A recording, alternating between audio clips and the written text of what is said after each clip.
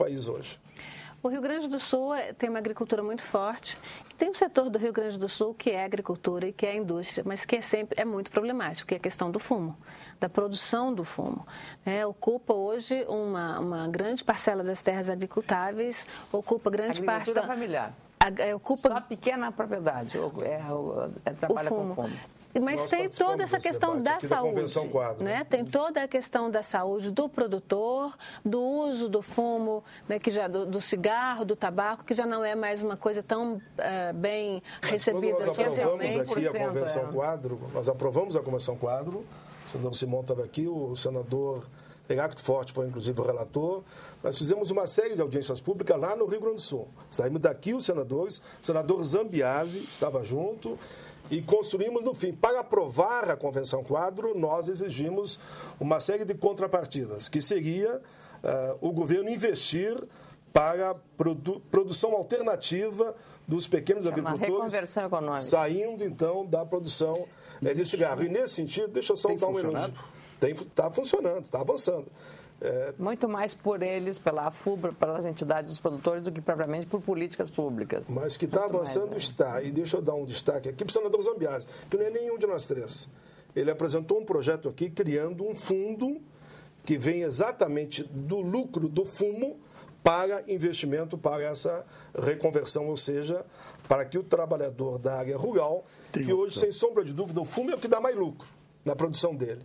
Ele tem que ter uma produção alternativa que faça essa compensação. E se esse projeto do Zambiase e do Sérgio Moraes, que é de ambos, eu fui relator, aprovamos aqui na Comissão de Direitos Humanos, for aprovado, nós vamos ter um fundo específico para investimento, para que o trabalhador saia da plantação de fumo para a plantação de produtos alternativos. Sérgio Moraes foi prefeito da cidade, que é a capital nacional do fumo, que é Santa Cruz do Sul, cuja receita é a maior fonte de renda, que é a produção de fumo. E são 200 mil famílias, pequenos agricultores do Paraná, Santa Catarina e Rio Grande do Sul. Não é só o Rio Grande do Sul. Santa Catarina também é muito forte. O Rio Grande do Sul, na verdade, é a maior produção. Não, maior produção. Mas agora é um detalhe também.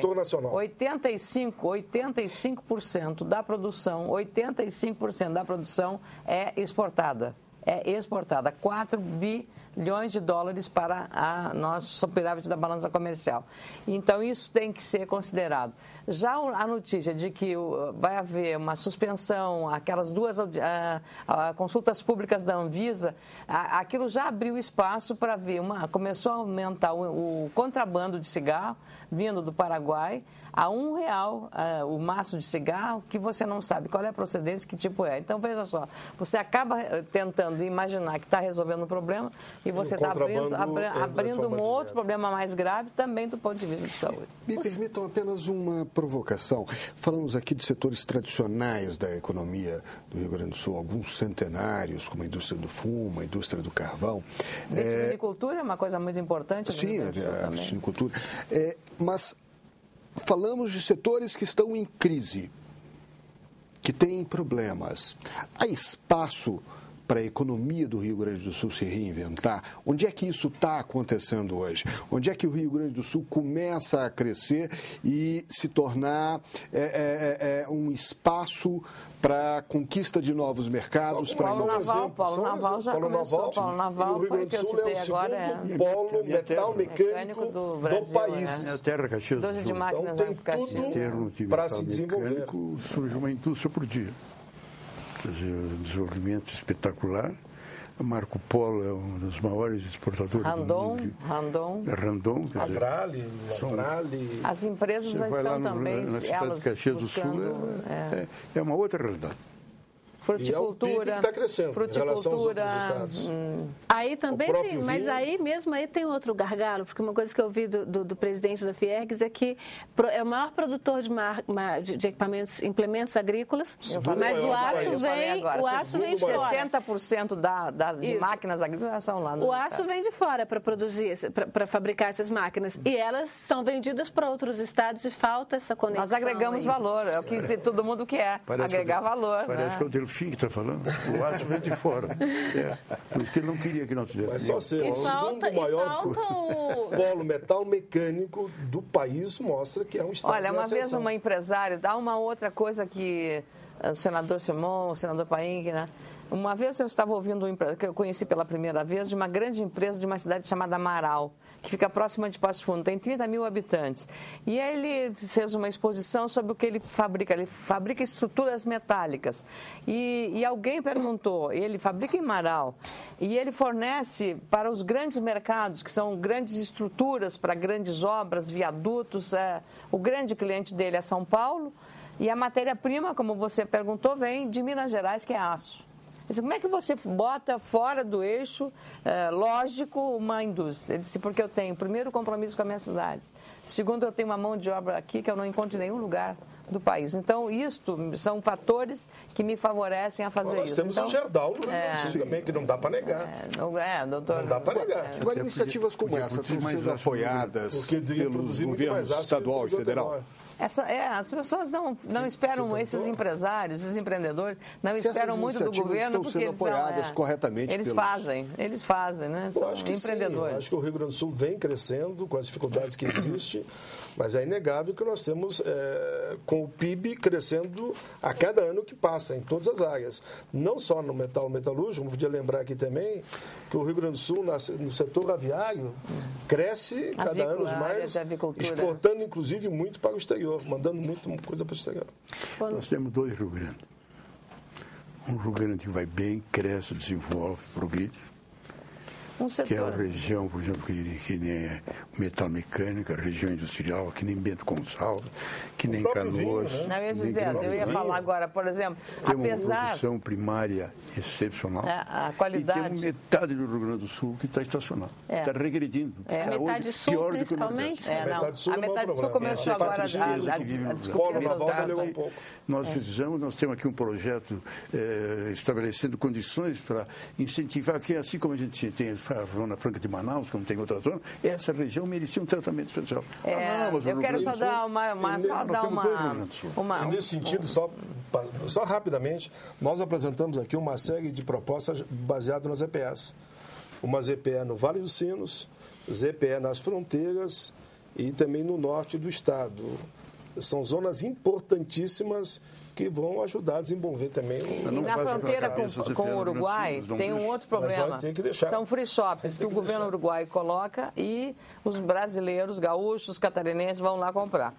Claro, para o consumidor é ótimo, tem uma oportunidade. Nos finais de semana acontece assim, 40, 60 ônibus vão lá de pessoas que vão comprar. Nós agora estamos trabalhando aqui no Congresso, na Câmara primeiro, depois vai dar para o Senado, para criar igual tratamento do lado da fronteira. Pega hoje, basicamente, o Uruguai, porque só o Uruguai, do presidente da Câmara, Marco Maia. Bom, isso nós estamos fazendo. Mas eu queria fazer um registro, o senador falou en passant e fizemos referência aqui, o senador Paim, é o seguinte, veja só, nós temos uma concorrência, porque o câmbio hoje é um fator, para um estado exportador como o Rio Grande, o câmbio é um fator extremamente lesivo à receita.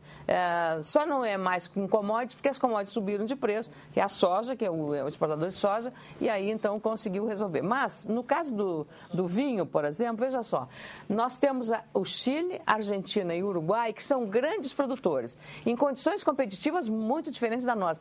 Tributação menor, custo menor, câmbio para eles favorável.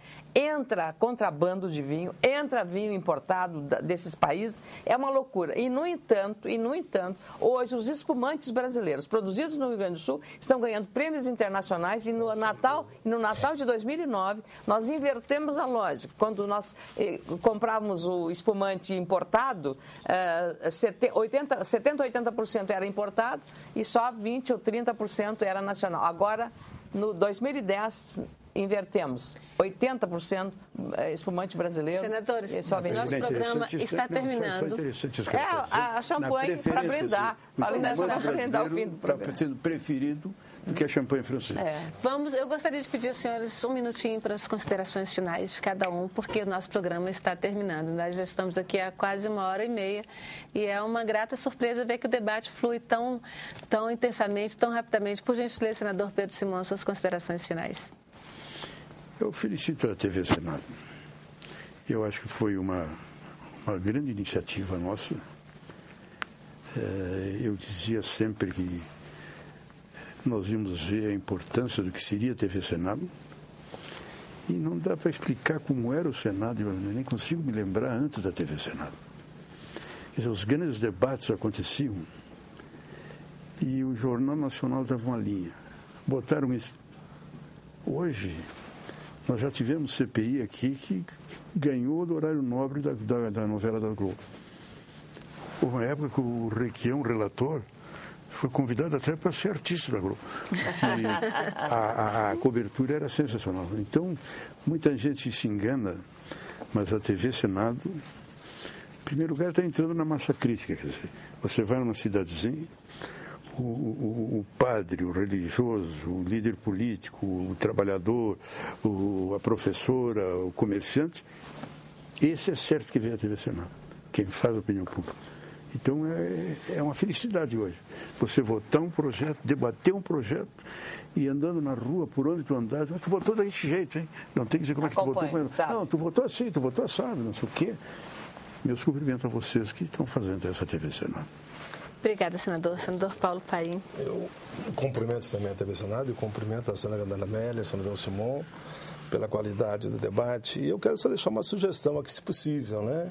Que a gente possa fazer um programa também, semelhante a esse, ouvindo as centrais sindicais, as confederações, as entidades dos aposentados, as entidades relacionadas ao meio ambiente. O Senado já está fazendo com as suas reuniões da comissão. Você é criativo sempre. As minhas que eu faço na Comissão de Direitos Humanos, claro que foi um excelente programa, para que a gente aprofunde também assunto de Estado na visão social.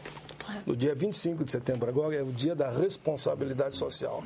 E eu quero que cada vez mais o Senado, além de uma visão de Estado, ele mostre que as pessoas é que fazem o Estado e que nós tenhamos essa oportunidade de um olhar específico para as pessoas. Das pessoas para o Estado, ou seja, das pessoas para o capital, do trabalho para o empreendedor. Acho que é uma oportunidade belíssima.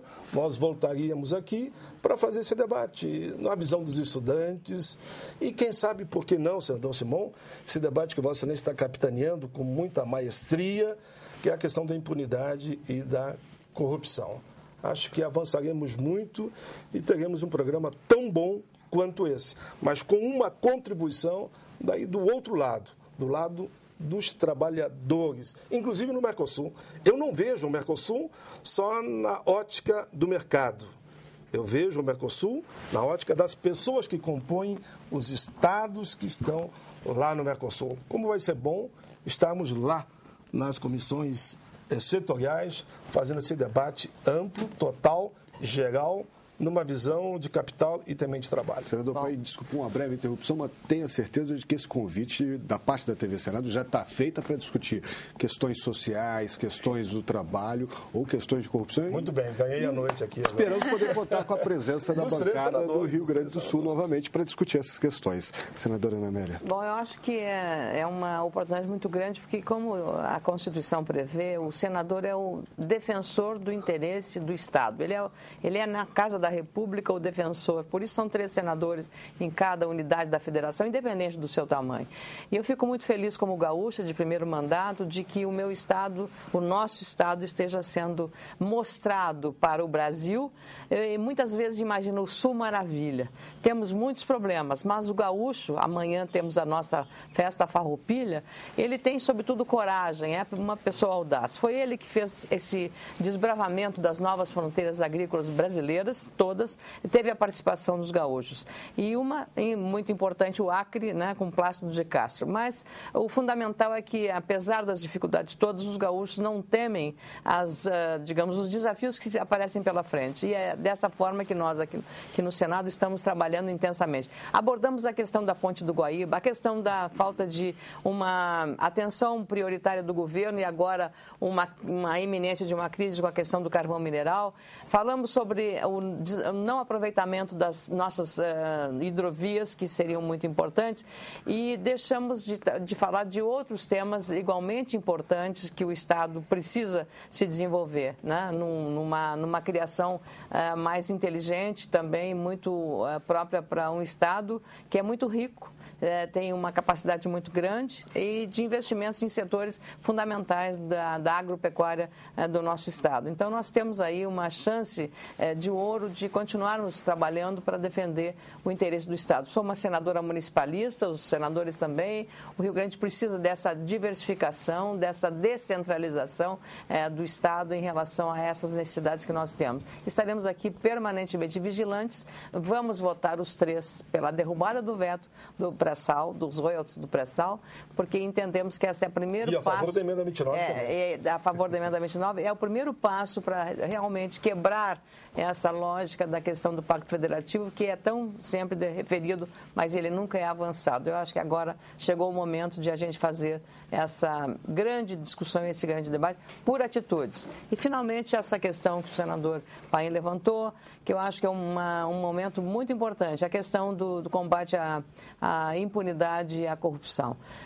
O setor público precisa de credibilidade, o Congresso precisa de credibilidade, mas é preciso por ações dos seus parlamentares, de todos os partidos, em que assumam o compromisso, porque o cidadão quer exatamente isso, que nós tenhamos responsabilidade com o dinheiro do povo, que falta para muitos setores, mas que é consumido pelos ralos da corrupção e estimulado também pela impunidade. Compromisso não só dos políticos, do Poder Executivo e do Poder Judiciário, especialmente, e do Ministério Público. Muito obrigada. Obrigada, senadora. Nós agradecemos, em nome de toda a TV Senado, de toda a nossa equipe de produção, a presença dos senhores aqui no nosso estúdio para esse assunto de Estado.